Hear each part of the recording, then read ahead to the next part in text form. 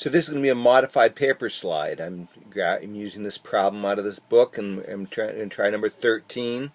We want to figure out what percentage of women are over 70 inches. Okay, using that information above. This is the same as in the form. So what I've done is, so I've got this, right? I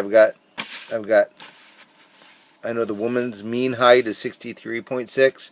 Standard deviation for their height is 2.5. And I want to find out what percent of women are over 70 inches. So what I did is I drew a sketch, filled in the nice 68, 95, 99.7 numbers, and unfortunately 70 wasn't one of them. So that's going to require that I calculate a z-score. So I set up my z-score. That did the mean, 70 is the number I want, minus the mean divided by the standard deviation. So we did that subtraction, I got 6.4. I did that division, and it came up to 2.56, and then I remembered I had to round to one decimal place, so we could round up using the rounding rules, or we could round down, truncating, that's what they call that. For this one, I was thinking, since this is an exclusive club, we probably want to go on the more restrictive side. So there's going to be a smaller percentage of women at the 2.6, z-score of 2.6. So that's what I'm decided to go with. So I'm looking at table B, and table B tells me the area to the left.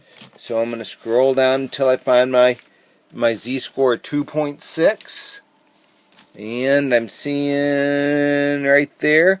So that means to the left, because this table tells me the area to the left, and I want the area to the right.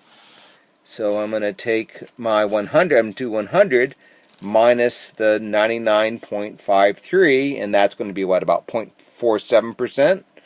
Now, another way to use this table is, since this is a symmetric distribution, okay, the area to the right is going to be the same as the area to the left of the negative, right? If I went to the area to the right of 1 is 16%, the area to the left of negative 1 is 16%. So I can use this the same way with these oddball numbers.